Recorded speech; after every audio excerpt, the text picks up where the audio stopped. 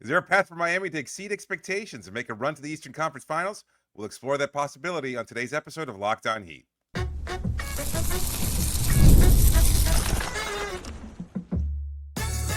You are Locked On Heat, your daily Miami Heat podcast, part of the Locked On Podcast Network, your team every day. All right, welcome to Locked On Heat, your daily podcast on the Miami Heat, whether you're tuning in on YouTube or on your favorite podcast app. Thanks so much for making Locked On Heat your first listen every day. I'm Wes Goldberg here with David Ramil. Both of us are credentialed Heat media members who cover this team every day. For daily content on the Heat, join more than 17,000 everydayers and click that subscribe button on YouTube. Today's episode is brought to you by Monarch Money. Take control of your finances with Monarch Money. Use the code LOCKEDONNBA at monarchmoney.com for 50% off your first year. Have a great show for you today. We're continuing our 25 of 25 series with a look at one of the best draft picks in Heat history. Fair to say? Yeah. But before we do that, I wanted to talk about this idea, David, that the East is wide open. So the NBA schedule comes out. The Cavs and the Knicks are in prime time. Basically, every primetime game is essentially a Western Conference team, unless it's the Knicks and unless it's the Cavaliers. Those are really the only two Eastern Conference teams that seem to be involved in very many of these marquee matchups. So it's the Cavs and the Knicks. These are the top two teams. Top two teams according to FanDuel, any other sports book, any other prognosticator. And I get it. If you asked me the top two teams in the East right now, I would also say the Cavs and the Knicks in some order. But weird stuff happens, right? There's a bunch of teams, and I quite literally mean just sort of a bunch of teams bunched together after the Cavs and Knicks. I think that's the Hawks, it's the Magic. I would include the Heat in that sort of bunch of teams. And here's the other thing I know. I know weird stuff happens in the NBA, David. You and I could say, hey, Cavs on paper, Knicks on paper, those are the two top teams in the East. Well, we thought the Celtics were on their way to the NBA Finals for a repeat last year. And what happens? Yeah, Jason Tatum gets hurt, but they were also playing like garbage before Jason Tatum got hurt, and they were probably going to lose to the Knicks in the second round anyway. The point being, weird stuff happens. The Celtics and the Pacers are both out of it because of their respective injuries to their stars. So basically what I'm getting at here, why not? Why not dream? Why not the Miami Heat? Why can't they be the weird team that somehow makes it to the Eastern Conference Finals? But so in the spirit of the why not, I thought we could frame it as this. What has to happen? Understanding it's a long shot. What has to happen for the Heat to reach the Eastern Conference Finals? What's the number one thing that you think about? I think they have to redefine their offensive identity. And we talked about this a few episodes ago, where the idea is what has worked in the past isn't applicable to this version of this team because Jimmy Butler is no longer on the roster. You have to have a renewed focus on the regular season. And your roster is different. You've got Norm Powell now, presumably in the starting lineup. And you've got Andrew Wiggins with a possibility for a bounce back year. You're probably going to be starting Bam Adebayo and Kel'el Ware. And you have to expect that Tyler Hero can continue to develop the way he did last year as a lead playmaker / point guard, the de facto point guard. That being said, I think this team has to change the way that they score, and it has to be with a renewed sense of let's put up as many shots, specifically from the three-point line, as possible. And let's see if that can lead to a highly functional offense, unlike what we've seen from this team in the last few seasons. So I think that's the number one thing, is that they have to go in there and say, you know what? Let's put up as many threes as possible. Let's just get this going. Because in reality, you've got 5 players in that starting lineup who have and can shoot the three ball. I don't know if they're all reliable as three-point shooters, but Bam is improving. I think Ware will continue to improve. I think Wiggins can hit the shot pretty regularly, and you've got Powell and Hero who are actually very good shooters from three-point range. That's close as a 5-out offense as you're going to get, and I think it works for Miami to kind of lean into that next season. So I don't disagree with you, but I think a big part in generating that many threes is to actually have a threat on the court, specifically somebody near the basket to draw those defenses in, to create those open threes, right? We see teams all the time just throw the ball around the three-point arc and just hoist up a contested three-pointer. We've seen the Heat do that way too many times, and you end up deep in the shot clock. Somebody ends up with a grenade, and now next thing you know, Tyler Hero's hoisting up a three-pointer off the dribble with 3 seconds left on the shot clock. They need, to your point, an identity on offense, a trigger, a way to get to that. And the easiest way to get to that, I think at least, is to just have a dominant player, a player that you have to double team, a player who creates advantages for you on offense. And so the number one I think about, what has to happen for the Heat to reach the Eastern Conference Finals, Bam Adebayo has to dominate, and he has to be the best center in the Eastern Conference. I think he has to be better than Karl-Anthony Towns, and he has to be better than Evan Mobley, and he wasn't better than them last year. And he has to do it in the playoffs, right? Because obviously with your path through the playoffs, you got to beat some of these teams to get to the Eastern Conference Finals. So we've been talking a lot about a bounce-back year for Bam. Yeah. And I think this is a useful exercise to almost contextualize it and say, well, what is the bounce-back year that Miami needs from him? Is it to get back to what he was 2 years ago? Mm-hmm. Or does he actually have to take a dramatic step forward? Now, you hear this all the time, right? Development isn't linear. Bam is still sort of in his development stage, especially playing a new position here as a full-time power forward, assuming that Kel'el Ware remains the starting center on opening night. And I looked at the numbers since Kel'el Ware started his first game on January 21st. Everybody keeps talking about, oh, it was a bad season for Bam. Bam was bad last year. I don't think he was bad, right? He was. And especially when you look at what his numbers were when he started at power forward next to Kel'el Ware, they were really good. So when people say that Bam had a bad year, what they really mean is Bam had a really bad first half of the season, which is true. And then we stopped paying attention when Jimmy Butler started dominating the headlines and the Heat lost 10 games in a row and they were basically out of it. So the numbers, since Kel'el Ware started at center and they switched up the starting lineup and moved Bam to full-time power forward, Bam's numbers after that point on January 21st when Spo made that change, 20.6 points per game on 51.5% shooting, 42.5% on three, a decent volume for Bam, 9.5 rebounds, 1 steal, and 0.6 blocks. So he's basically averaging 21 and 10, while his shooting went back up to over 50% overall from the field and added the threat of his three-point shot, and he was really good from the corners. Yeah. And I think that lineup with Bam at power forward is going to empower him to have not just a bounce back year, but maybe a career season. And that's what I think it's going to take. Bam has to have the best season of his career, and he has to reemerge as the best center in the conference. And if that's the case, then you could start playing the offense that you want to play because you have to pay attention to him. I got a bunch of numbers that we can get into here if you want. But I was looking at my top 100 rankings that we turned into Locked On. I had Bam at 23rd overall, which is probably high for most people, although I've seen him pretty consistently top 30 for most people. I had him 23rd. Yeah. If he gets up to like 13-ish, basically moves up 10 spots in that ranking, then we could talk about maybe a potential conference finals run. Now, help me understand this, though, because you're saying best center in the Eastern Conference. He's not even the starting center on this team. How do you reconcile that? Okay, well, technicalities. Okay, because I don't see him as a center. Best big man then. Better than Siakam, better than Kat, better than best big man outside of Giannis, I guess then.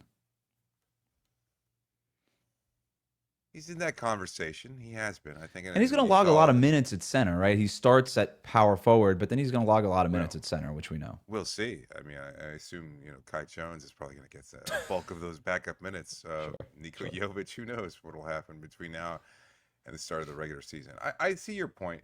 We talked about the idea that Miami has to try to follow some of the other teams that have achieved success of late. And I know the most recent comparison we made was, I think, the Golden State Warriors, but what if they kind of revamp their offense more towards what it was last year, the year before that, from the Boston Celtics? And it pains me to even say that, but if you've got Ware in the sort of KP, Kristaps Porzingis role, and you have everybody else kind of spacing the floor and putting up the amount of threes that we have there. Now, I know that changes things because you don't necessarily have Is it too much to expect Wiggins to be a very poor man's Jaylen Brown? Well, then who's Tatum? Wow. I guess that would be Bam, wouldn't it? I kind of think Bam could be more of a Jaylen Brown, like a sledgehammer, type of player. I don't know. You don't have to go player for player, but to your point with the Celtics, they used math to their advantage. We've talked about this before. The Heat have to use math to their advantage. They got to get up a higher volume of threes. Every team knows that they need to shoot more threes and specifically make more threes. That's the easy part. The hard part is, how do we get those threes and get quality enough looks that we were making enough of them that it actually makes sense for our offense, right? Charlotte put up a ton of threes last year, and they stunk because they didn't make enough of them. And their defense was lousy and all these other things too. And if you look at the defense also has to be good. They have to have a top 5 defense. They have to. If they're gonna actually be a successful team here. But again, you look at Bam and Ware in the starting lineup together. When they played together, the Heat had a defensive rating of 110.4. That was basically top 5. It was 6, just a hair outside of 5th. So you look at that, and then you look at what Bam did a couple of years ago. And if he's going to be that battering ram kind of player that attracts doubles and creates advantages for Miami's offense, he has to be a great isolation scorer. And when the Heat made their run, and what is still Bam's best season in 2023, offensively, his best season in 2023, he was scoring 1.02 points per isolation possession on a little bit more than 2 ISOs per game. That's a good mark. That fell to 0.99 points per possession on basically the same volume the year after. And then it was down to 0.91 last year, which isn't terrible, but it's not where it needs to be for an elite player. I think he needs to double the volume in ISO, at least, and has to get back to that 1.02, more than a point per possession in isolation, for him to kind of feel like that guy who can create an advantage on offense. That's fair. I think he can. I think he now with another year under his belt, I think the idea that he can attack the players that will be typically guarding him, I think he's going to be able to put up better numbers.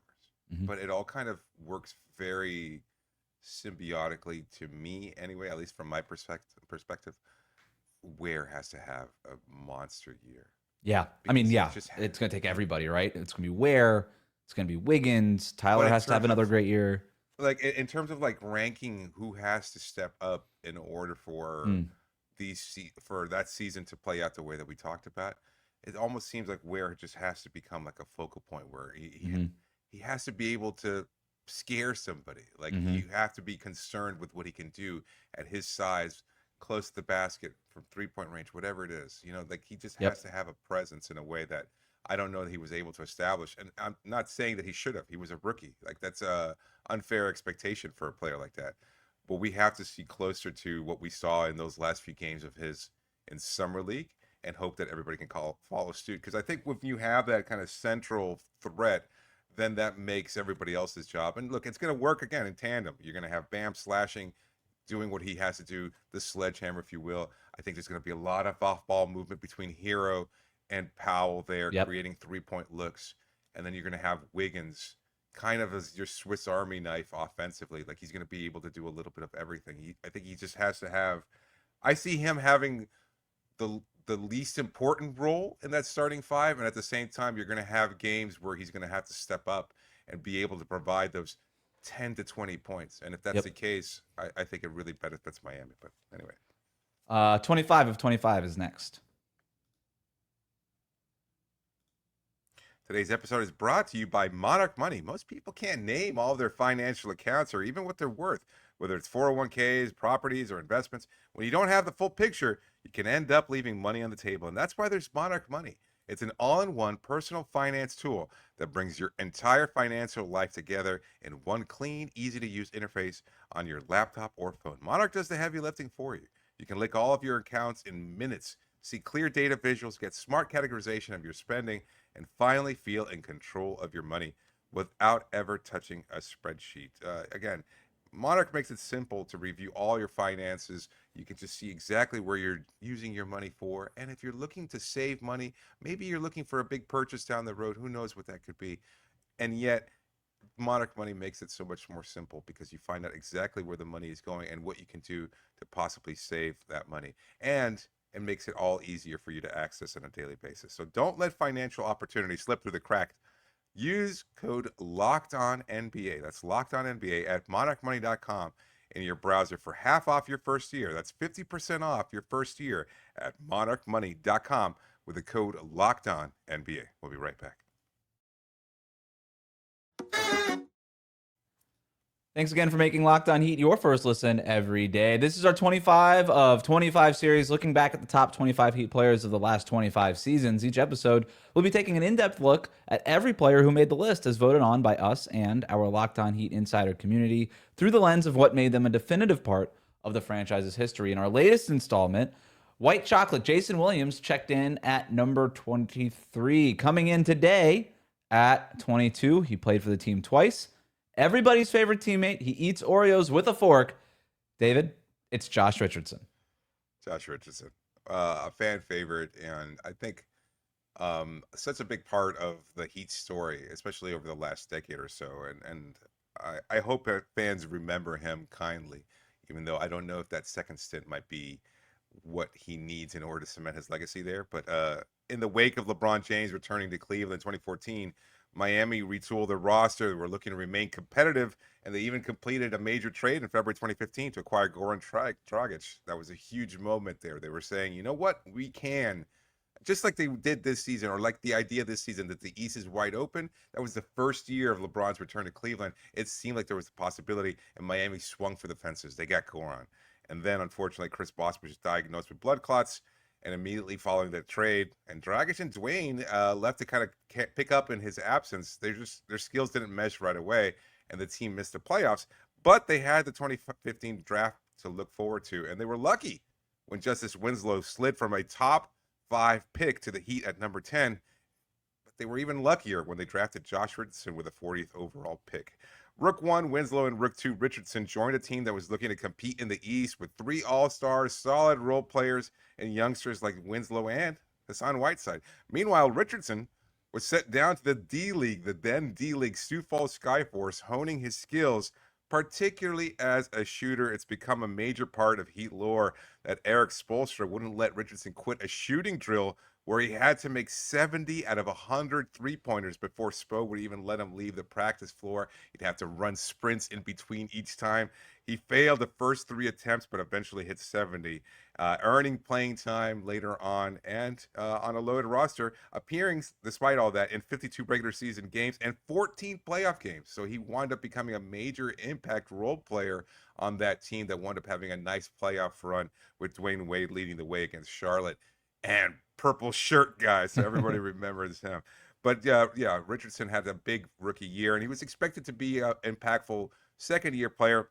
Unfortunately, he was hurt then, didn't wind up having the minutes that everybody expected him to, and that season was also where Dwayne Wade left after that run in 2016. So that was the end of an era. Chris Bosh forced into retirement. It was just a really, really rough transition year there, and just never quite able to gain their footing. And Richardson, kind of just a player on that team alongside Dion Waiters, Tyler Johnson, etc. So many other familiar names, and really wasn't clearly defined what his role could be.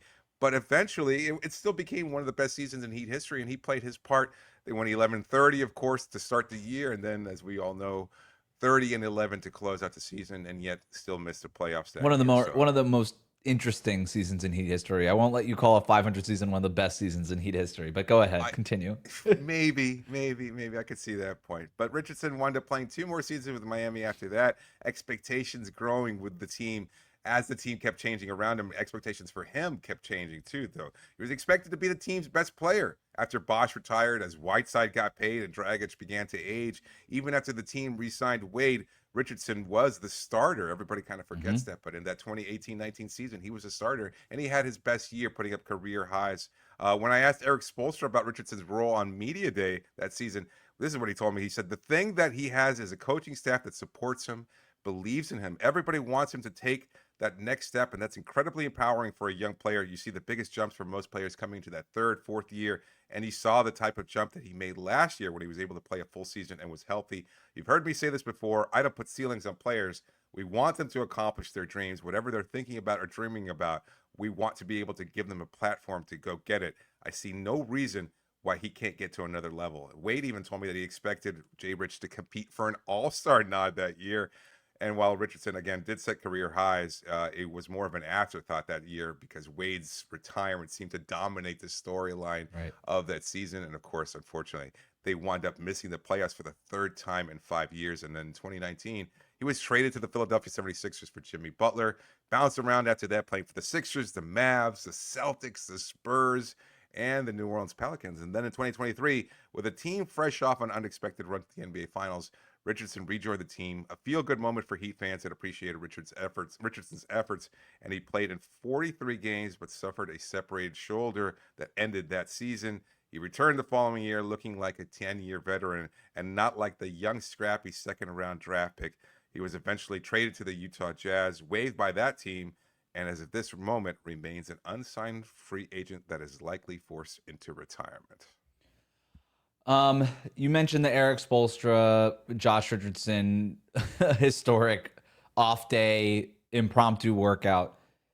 It is something that established Eric Spoelstra. To me, I trace back the beginning of Eric Spoelstra as sort of this developmental mastermind, and really his standing in the league as an elite head coach to that. I trace it to that moment.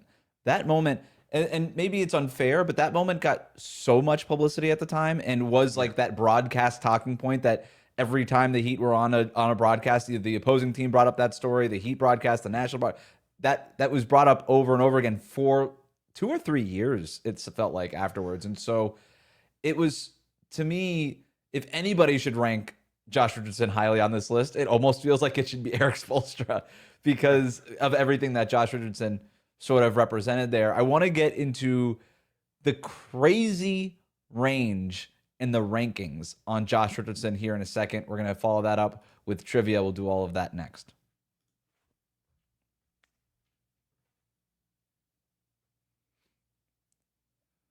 So, David, the ranking on Josh Richardson is, the math on this is crazy. Only one person out of all of our voters ranked Josh Richardson in the top 25. And that was you. Where did you have him?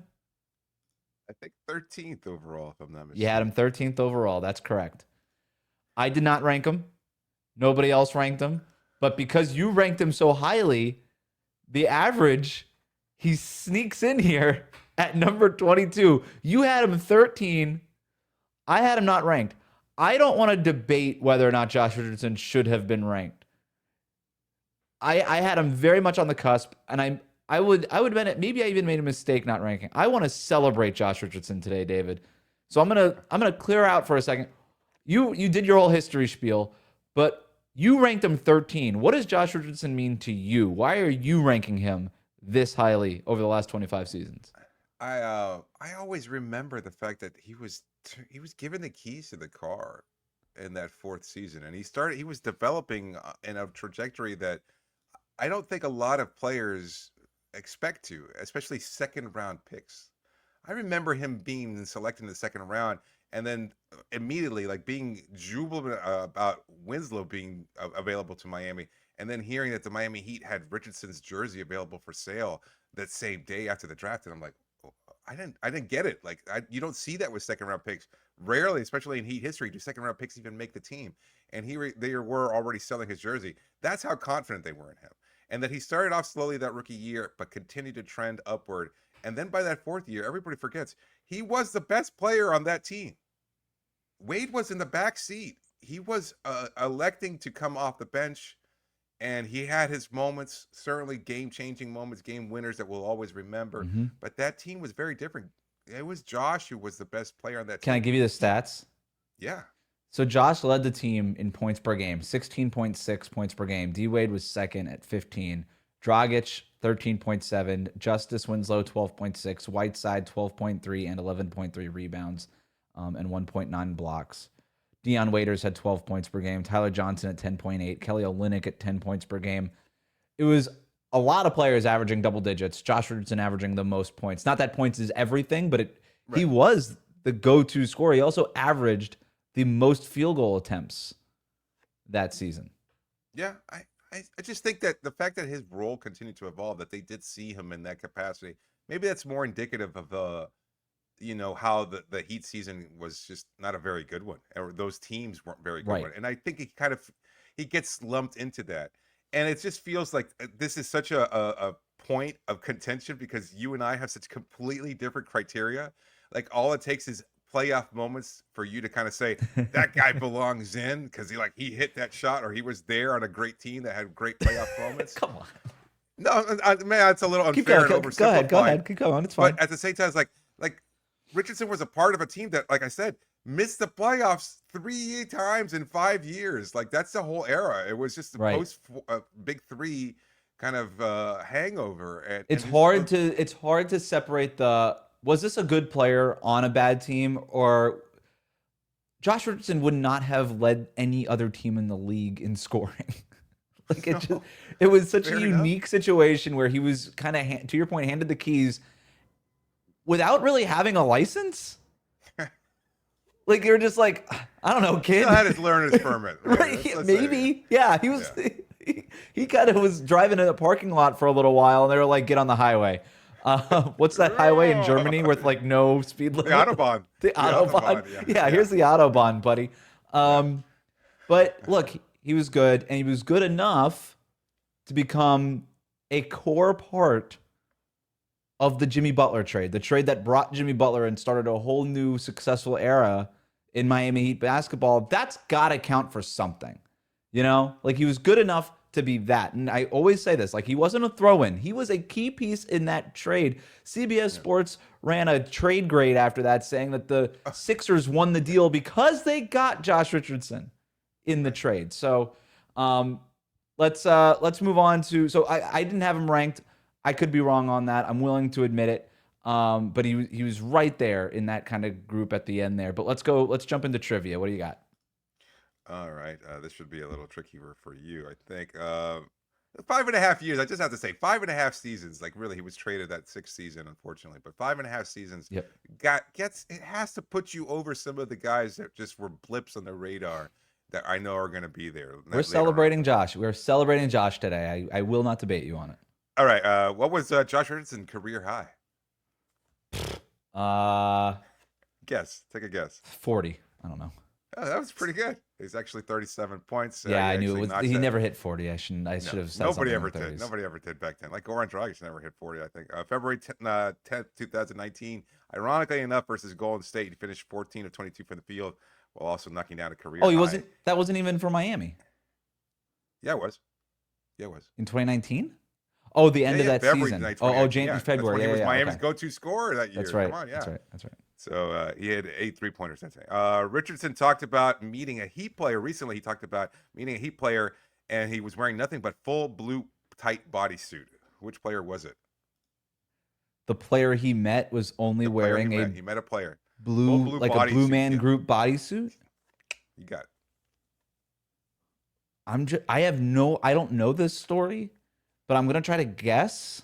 Yeah, go for it. Like what former Heat player you said? Yep. Was wearing a full bodysuit? Was it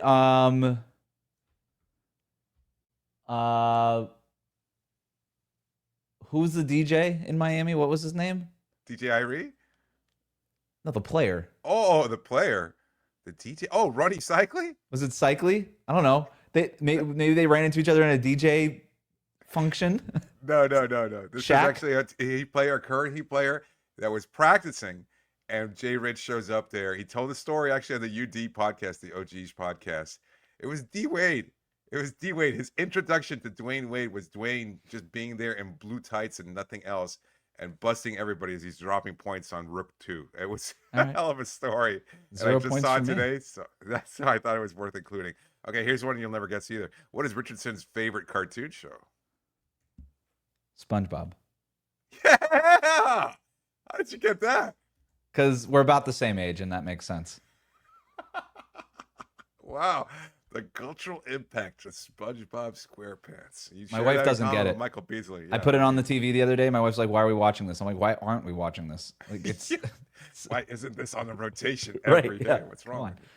All right, let's jump into some of our recurring segments here. Sliding doors, Jersey worthy, and the Eddie Jones test. So this is a tough one for the sliding doors moment, because it did kind of feel like everything went right for Josh Richardson for the most part.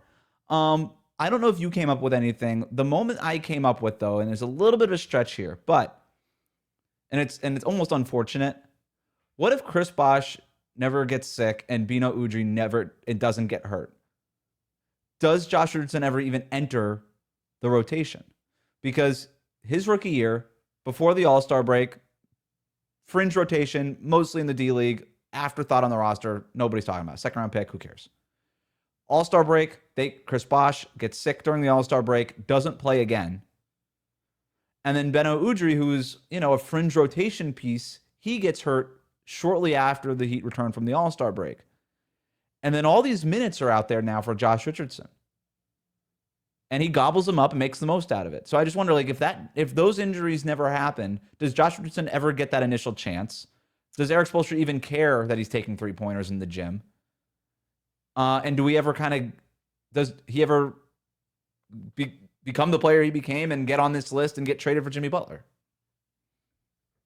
That's a good one. That's an interesting one there, because I think eventually Udrih would have, been retired, or just would have been part of the team as an older veteran without a future on this group. So I think the possibility would have still been there. I mean, we're talking about his rookie season, 2015-16.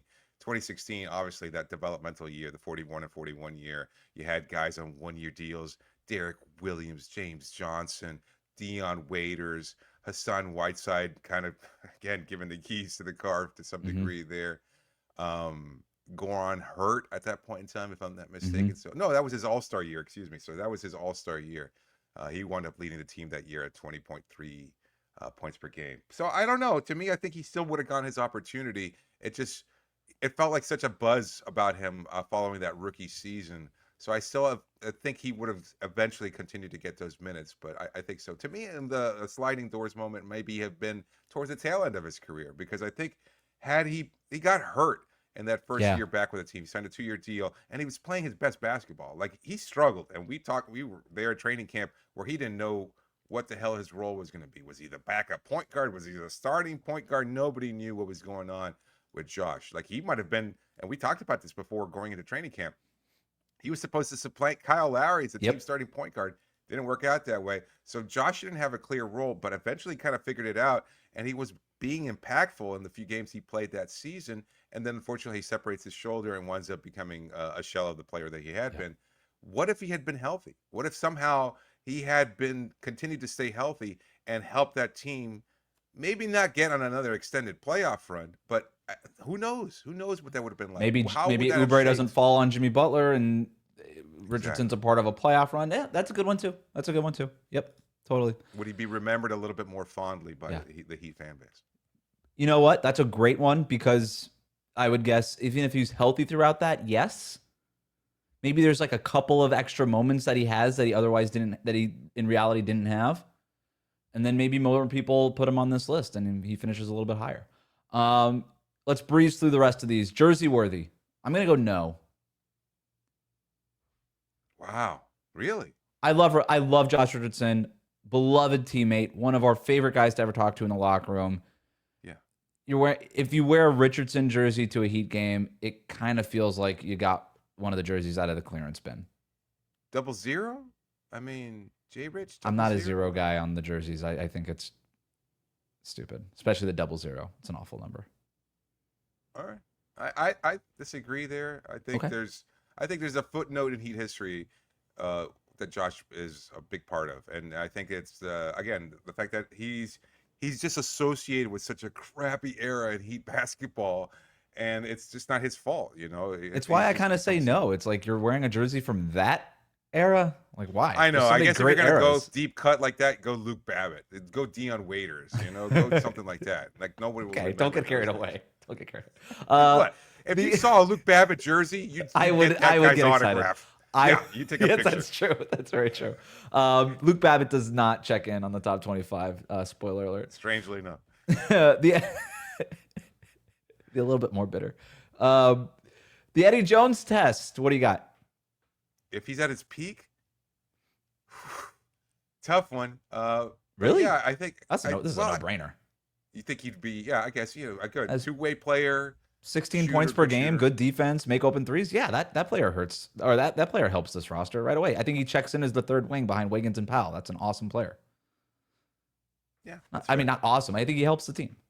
Okay, that's fair. I can see Right? that. Yeah, Good depth piece. doubt. Versus pin this player against the player who came before him and ask if we got it right. We had Jason Williams on our last episode. You know what? I had Jason Williams ranked ahead of Josh Richardson. I still think I'm there because Jay Will got a ring and he was a starter on a championship team. But if you want to say we got it wrong, throughout this conversation, David, I might have gotten flipped here. But well, Richardson ranks higher. So did we get it wrong? No, I think we got it right. I think Richardson. I think we got it. Okay, good point. We got it right. I got it wrong That's fair. in my I ranking. just think 5.5 years as opposed to Jay Will for 2 seasons of competitive basketball. Not even 1.5. It was 1.5 He was there. seasons, yeah. Yeah, it was really ugly. But he got that ring. Yeah, but he was there. Got that ring. You know what? We should call this the Shannon Anderson test. If you're gonna call it the Eddie Jones test, you can call it the Shannon Anderson test. Like, was he there? He sure was. That's the Michael Doliak comparison model here. It's like, Right. Who gets a ring? That guy does. Congrats. You carried Josh Richardson past the finish line single-handedly, David. You carried him here. I feel good like that he he's on this carried those list. I didn't teams. have him. I'm glad he's on the list. He eats Oreos with a fork. We have the video up on YouTube. You could check it out. Let us know in the comments. What do you think? Did we get it right? Do you regret not voting for Josh Richardson? Should he be in the top 25? Is David the only one that got this one right? For now, thanks for making Locked On Heat your first listen today. Part of the Locked On Podcast Network, your team every day.